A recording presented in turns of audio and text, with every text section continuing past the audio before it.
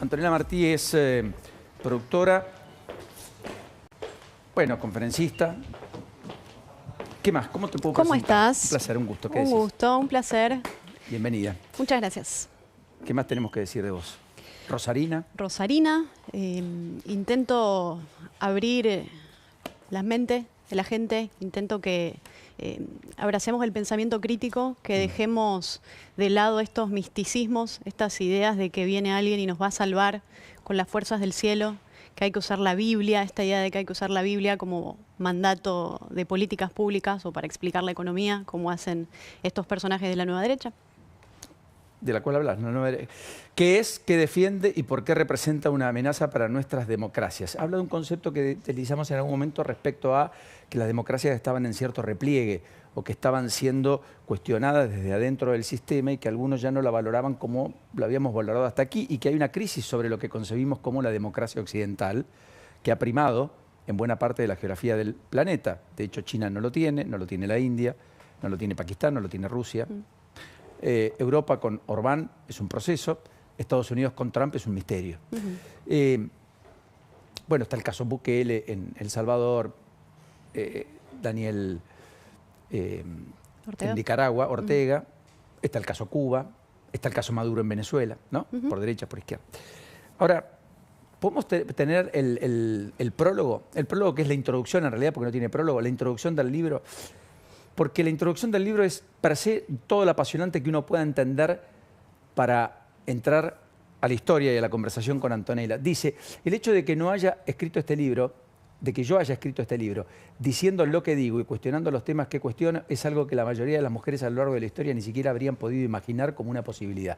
En otra época habría bastado con señalarme con el dedo índice para condenarme a la hoguera acusada de herejía. Y sin embargo, aquí estamos, en pleno siglo XXI, todavía enfrentándonos a otra forma de inquisición de la nueva derecha, un movimiento neorreaccionario, populista y violento que se alinea con el colonialismo y la adoración de líderes fuertes, promoviendo la idea de que un grupo de personas en la sociedad es naturalmente superior y debe concentrar el poder para destruir al enemigo woke, mientras socava la democracia a través del uso del miedo y los discursos de odio, haciendo uso de la religión para justificar sus acciones.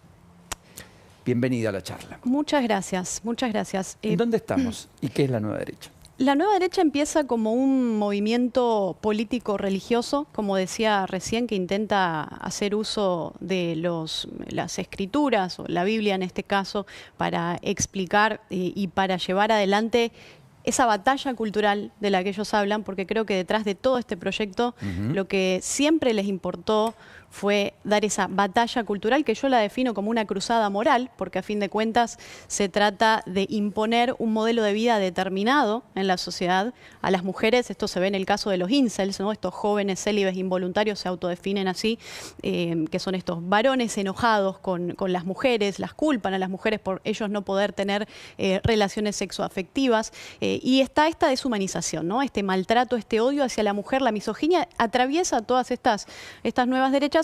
Pero claro, si uno se va a lo largo de la historia, digamos, desde una Pandora, que se la catalogaba como la culpable, ¿no?, de todos los males, después a Eva en la Biblia, a lo largo de la historia la Edad Media, las brujas, después la histérica, y con el avance del feminismo, de las distintas olas del feminismo, van apareciendo estas reacciones, ¿no? Los años 50 responden también a reacciones anteriores, después sean los años 60, los años 70, con movimientos sociales que piden por las libertades sexuales, el feminismo, terminar también con la segregación, algo que existía en Estados Unidos, y después que vienen los años 80, ¿no? Un movimiento otra vez reaccionario frente a los avances. Y hoy estamos en una especie de ola donde aparecen estos personajes de un Donald Trump, Milei, Orbán, los mencionabas recién, Santiago Abascal en España también, que están unidos y atravesados también por este proceso religioso.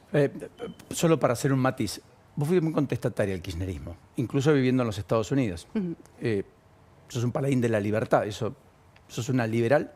Yo siempre hablé del liberalismo y desde el liberalismo. Lo que pasó es que hoy el liberalismo cambió, creo que fue maltratada la palabra, tomada, tergiversada por estos movimientos de la nueva derecha que realmente poco y nada tienen de liberalismo. Creo que no entienden y creo que muchos de ellos ni siquiera leyeron sobre liberalismo.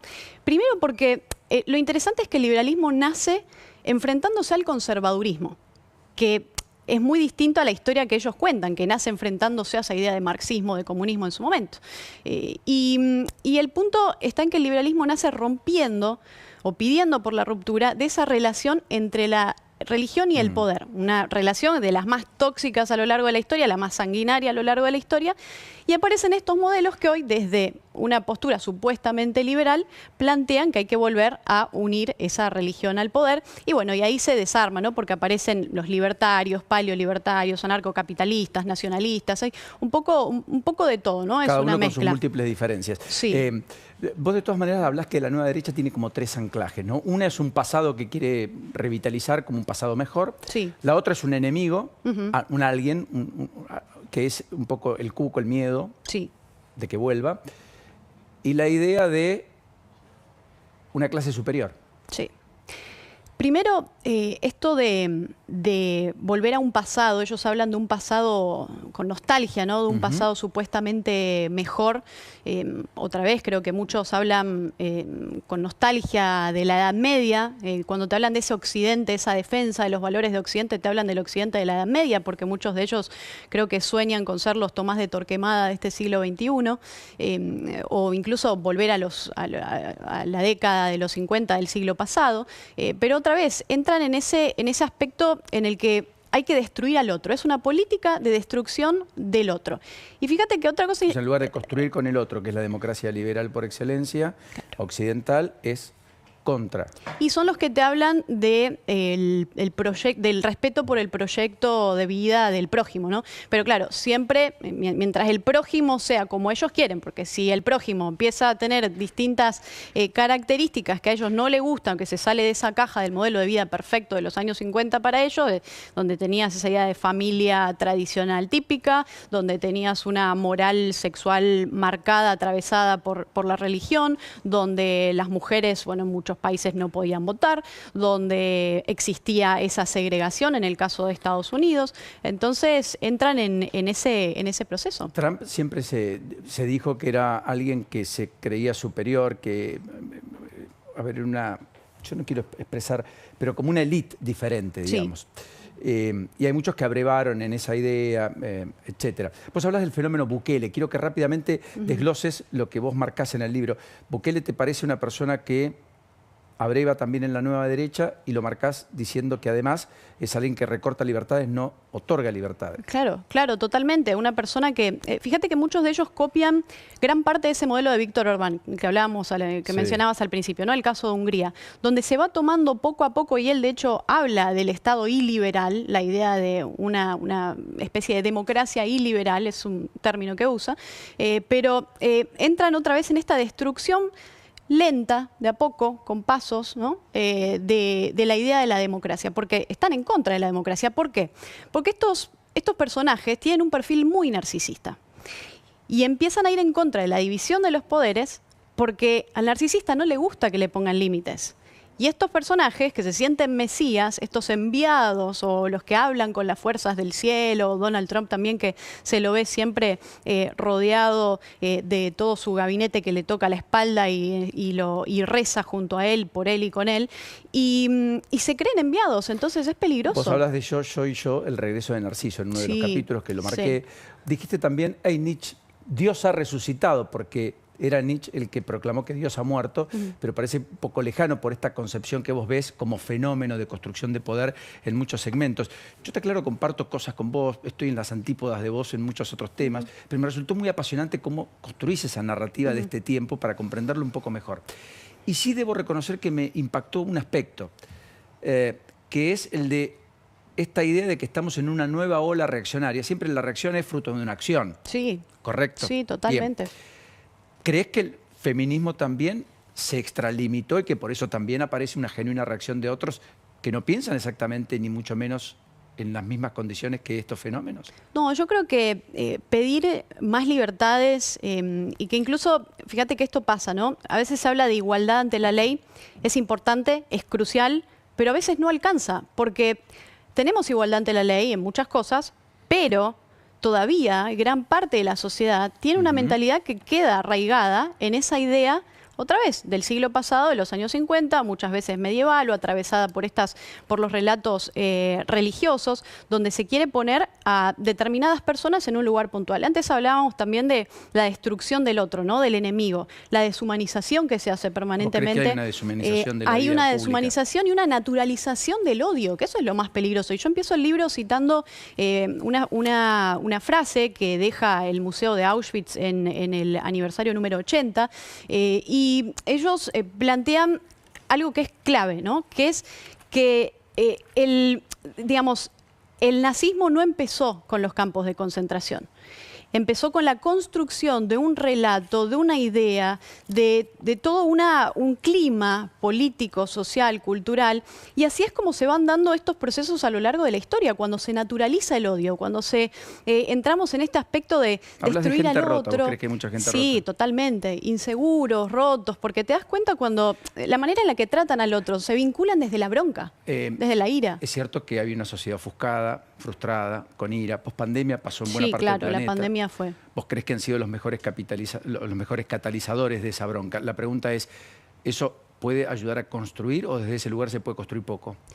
Depende cómo enfrentemos esta necesidad que tiene la historia después de estas olas de las que mencionábamos recién, de poder abandonar ese pensamiento, esa idea mística de entender la vida, de entender la política, de entender las cosas. Yo creo que abrazar el pensamiento crítico, veía en esta derecha fest, que no escuché, vi por lo que ponían algunos en redes sociales, pero digo, si vos lo ves, es lo mismo que te decían los telepredicadores, los televangelistas del siglo pasado, Billy Graham, todos estos movimientos repiten prácticamente lo mismo, pero fíjate cómo se vinculan ellos, ¿no? Desde ese odio, desde esa bronca, desde esa destrucción. Y otra vez, yo creo que todo esto hay que entenderlo, empieza gran parte en Estados Unidos con el movimiento que se llama nacionalismo cristiano, que está en auge, que se habla hoy en Estados Unidos, que es un movimiento que, bueno, tuvo su gran erupción ahora, como que explotó con el 6 de enero de 2021, cuando fue la toma del Capitolio, un momento donde, bueno, se veían banderas de la Confederación, se veían banderas libertarias, se veían banderas que decían Trump mi presidente, Jesús mi salvador, ¿no? Entonces el uso ahí de la religión, y fíjate, son los que hablan en nombre de la religión del amor, y después son los primeros en crear este nuevo mandamiento, que es tira piedras y ofenda al prójimo. Entonces, es raro. Gracias, Antonella. Un placer. Lo mejor, la nueva derecha.